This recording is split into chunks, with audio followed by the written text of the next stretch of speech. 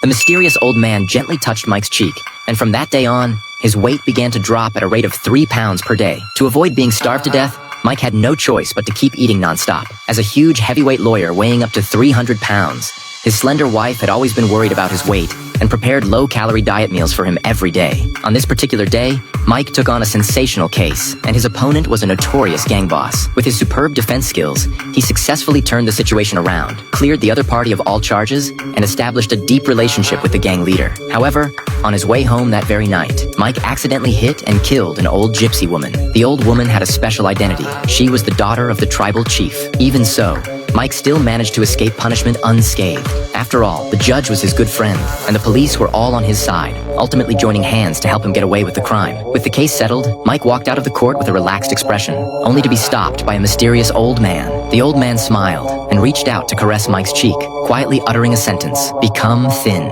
Although puzzled, Mike didn't take those words to heart. However, bizarre events followed one after another. After returning home, he began to lose weight frantically, shedding 3 pounds every day. His wife was overjoyed, thinking that the diet meals had finally worked. Mike even proudly bragged about his weight loss achievement to the judge. But during a casual chat, the judge inadvertently mentioned that a few days ago, he had also been touched on the cheek by an old man, and since then, his skin had started to rot and fester. Upon hearing this, Mike felt an ominous sense of foreboding. Days went by, and Mike's weight dropped drastically. In just half a month, he had lost a whopping 200 pounds. Meanwhile, the judge's situation became increasingly bizarre. Mike learned from the judge's wife that when the gypsy old man touched the judge that day, he had muttered 2 words in a low voice, "Lizard." Since then, the judge's skin had started to grow dense scales. The judge's wife was filled with grief and anger, blaming everything on Mike. She believed that it was his act of killing the old gypsy woman that had triggered this terrifying curse. Realizing the gravity of the situation, Mike hastily told his wife the truth, but she thought he was mentally deranged and refused to believe him. Left with no other option,